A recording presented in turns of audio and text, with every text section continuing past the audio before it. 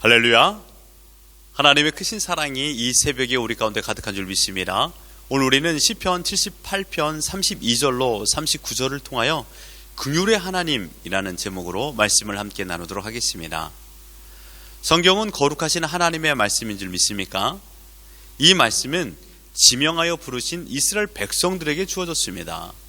그 말씀은 이스라엘의 시작과 부흥, 그리고 실패와 회복, 끝내 멸망에 이르기까지 이스라엘 역사와 함께 동행하셨습니다. 성경에 기록된 이스라엘의 역사는 공교롭게도 하나님의 뜻을 거부했던, 그래서 부정적이며 실패한 이야기가 더 많이 기록되어 있습니다. 어쩌면 신적 저자이신 하나님께서 인간 본성을 폭로했다 해도 과언이 아닙니다.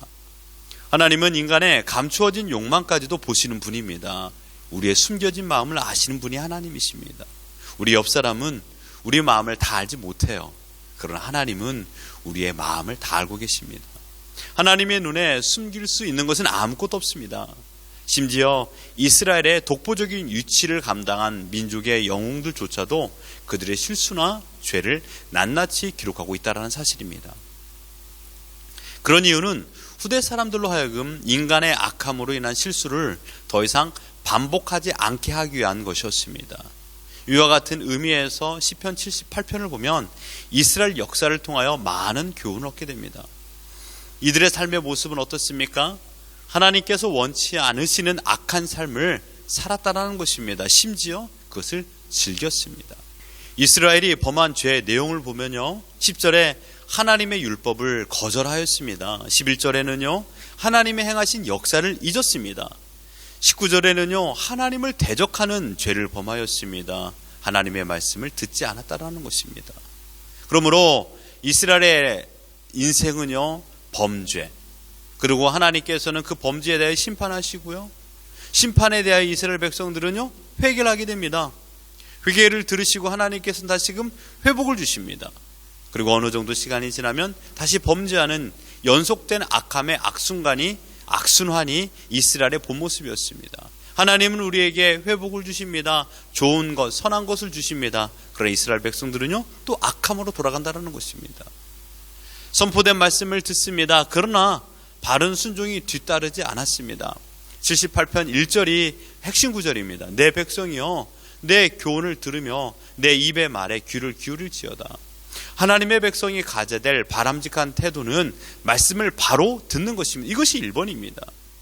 말씀하시는 하나님의 뜻을 바로 이해해야 바른 태도를 가지고 살아가야 되지 않겠습니까?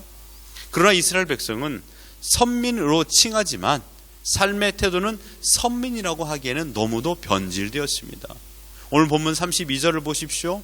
이러함에도 그들은 여전히 범죄하여 그의 기한 일들을 믿지 아니하였다라고 말하고 있습니다. 이러함에도 불구하고 무슨 뜻입니까? 32절 앞에서 일어난 일들, 곧 징계를 말하고 있습니다. 이스라엘 백성에게 하나님은 징계를 내렸습니다. 여러분, 징계는요, 미워서 징계를 내리지 않습니다. 징계는 사랑을 가지고 있기 때문에 징계를 하는 것입니다. 마음에서 멀어지면요, 실수조차도 그저 이해해줘 버립니다. 왜냐하면 더 이상 안 볼 사람이기 때문이에요. 더 이상 나는 너를 관심을 두고 있지 않기 때문입니다.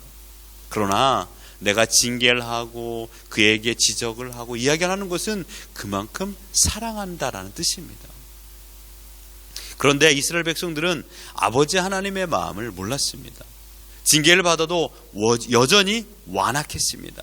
심지어 하나님을 믿지 못했습니다.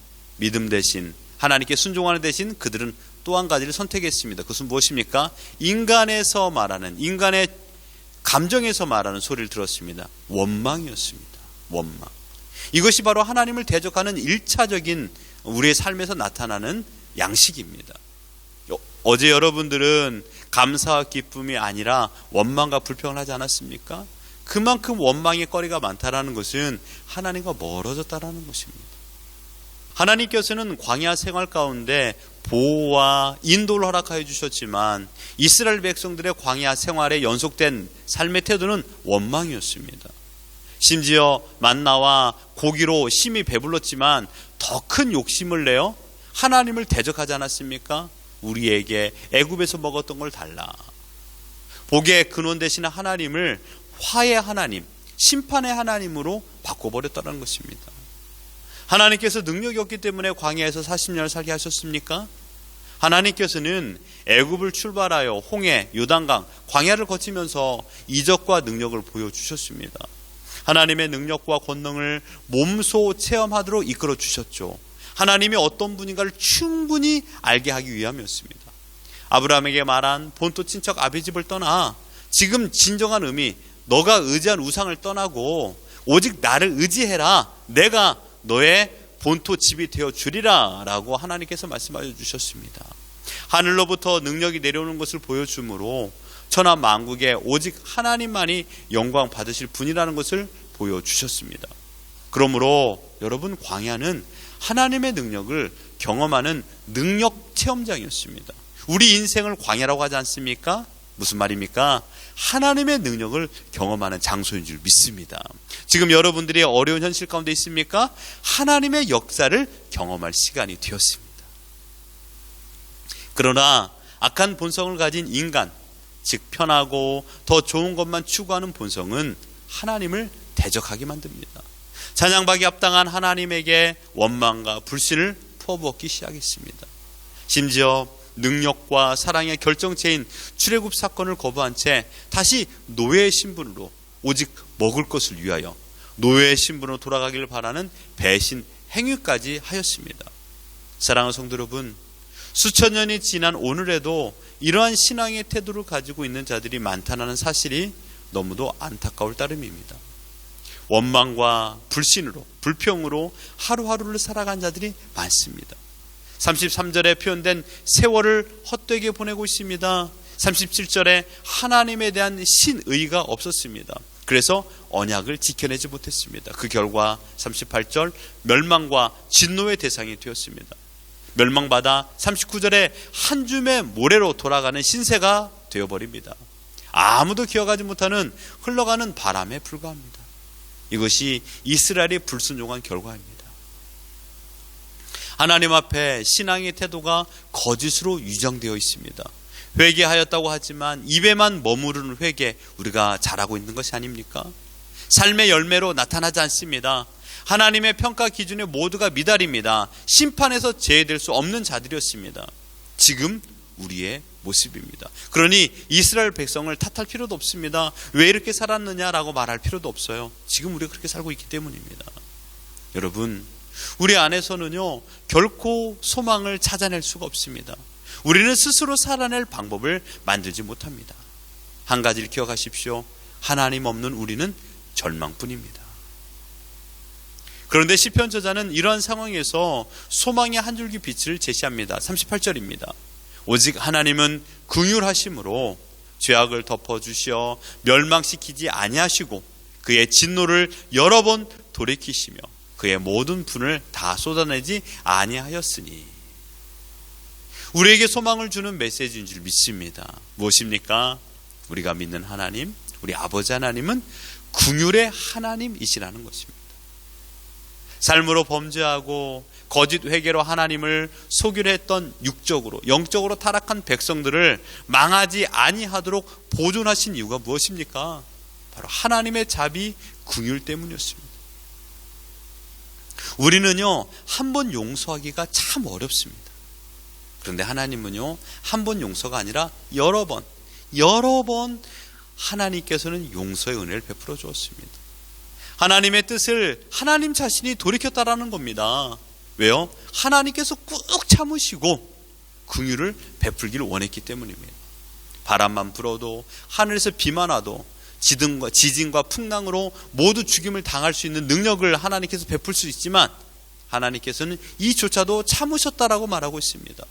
최소한 이스라엘 백성 자신들의 잘못이 무엇인지를 알려주는 그 과정에서의 징계를 내리시고 멸망에 이르는 징계를 내리지 않았다라는 것입니다. 이스라엘 백성들의 범죄는 이들의 역사 속에서 단 한순간도 중단된 적이 없습니다. 이스라엘의 역사는 범죄 역사였습니다. 그들의 역사는 범죄 역사, 매일마다 하나님을 대적하는 역사였습니다. 그러나 하나님은 죄값 그대로 징계하지 않았습니다. 그들의 죄가 극에 달했을 때 징계를 내렸을 뿐입니다. 왜 하나님께서 이러한 징계를 내렸나요? 하나님의 긍휼의 성품이 나타났기 때문입니다. 백성의 죄대로 그대로 갚지 않았습니다. 자비와 긍휼로 충격을 최소화시켜서 징계를 내렸습니다. 다윗은 이렇게 하나님을 찬양합니다. 시편 103편 8절로 10절입니다. 여호와는 자비로우시며 은혜로우시며 노하기를 더디하시며 인자하심이 풍부하시도다. 항상 경책치 아니하시며 노를 영원히 품지 아니하시리로다. 우리의 죄를 따라 처치하지 아니하시며 우리의 죄악을 따라 갚지 아니하시리라. 하나님은 마치 아비가 자기 자녀를 불쌍히 여긴 같이 연약하여 죄를 범할 수밖에 없는 우리를 불쌍히 여겨 100%의 진노를 다 바라지 않으셨습니다. 심지어 우리를 진노의 대상으로 여기시지 않았습니다. 하나님의 진노를 하나님께서는 우리에게 쏟아 부은 것이 아니라 십자가에 달리신 예수 그리스도 위에 쏟아 부으셨습니다. 주님이 맞는 채찍과 모진 학대, 저주와 조소, 군중의 표독스러운 아우성, 우리가 받아야 하건만 이 모든 것을 주님께서 모두 받으셨습니다. 아니, 우리에게 내릴 징계 모두를 주님께 내리셨습니다. 그래서 우리는 하나님께서 허락하신 용서와 나음, 더 나아가 구원을 받았습니다. 하나님의 긍휼의 결정체는 바로 십자가 곧 예수 그리스도십니다. 완악하고 강포한 나의 모습이지만 하나님의 긍휼의 품은 더 크고 강합니다. 우리는 매일마다 선을 벗어나는 죄를 범하는 존재를 보이지만 하나님의 눈에는요, 우리가 너무너무 사랑스럽게 보인다는 것입니다. 왜요? 우리의 아버지시기 때문입니다. 주 품에 안겨 이런 내 모습도 사랑해 주심에 여러분 감사하십시오. 여러분, 주님의 도움 없이는 우리는 한시도 살아갈 수 없습니다. 날 위해 죽어주신 주님의 은혜가 나를 살리신 줄 믿습니다. 이번 주에 제가 제일 많이 불렀던 찬양이 한량없는 은혜, 갚을 길 없는 은혜, 이 찬양이었습니다. 한량없는 헤세드, 긍휼, 자비를 베푸신 하나님입니다. 그 하나님이 우리의 찬양을 받게 합당하신 분입니다. 하나님은 우리의 원망과 불평을 듣기를 좋아하시는 분이 아닙니다. 우리가 의지할 분은 오직 긍휼의 아버지 하나님이십니다. 우리의 찬양을 받게 합당하신 분은 오직 아버지 하나님이십니다. 하나님께서 원치 않는 원망과 불평의 죄를 짓지 마십시오. 내 마음속에 원망과 불평이 난 죄가 올라옵니까? 피 흘리기까지 싸워야 됩니다. 원망과 불평을 버리고 감사, 기쁨으로 반응하셔야 됩니다. 하나님의 뜻을 이루기 위하여 오늘만큼은 온 힘을 다하십시오. 이 오늘이 내일이 또 된다라면 우리는 2일 연속 온 힘을 다하는 것입니다. 하나님께 구하십시오. 나의 연약함을 아시오매 성령 하나님, 나를 붙잡아 주시옵소서. 내 마음이 흔들리지 않게 하여 주옵소서. 나를 사랑하는 나의 마음을 버리게 하여 주시고 세상을 사랑하는 내 마음을 버리게 하여 주시며 오직 성령 하나님의 완전한 통치를 받아 하나님만을 사랑하며 살게 해 주옵소서라고 기도하십시오. 그래서 오늘 구원의 놀라운 은혜를 깨닫게 하시고 하나님의 긍휼에 감사하며 살 수 있도록 인도하여 주옵소서라고 기도하십시오. 사랑하는 성도 여러분, 우리는 주님의 도움 없이는, 주님의 인도함 없이는, 주님의 돌봄 없이는 단 한 시간도 살 수 없습니다. 내일 일은 남 모릅니다. 오늘 무슨 일이 펼쳐질지 아무도 알지 못합니다. 그러나 천지를 만드신 하나님의 손 안에 거할 때 이곳이 가장 안전한 줄 믿습니다. 이 안전함 가운데 긍휼을 베풀어 주시고 인도하여 주신 하나님만 바라보며 하나님과 함께 동행하며 오늘을 살아가는 우리 모두가 되기를 예수 그리스도 이름으로 축원합니다.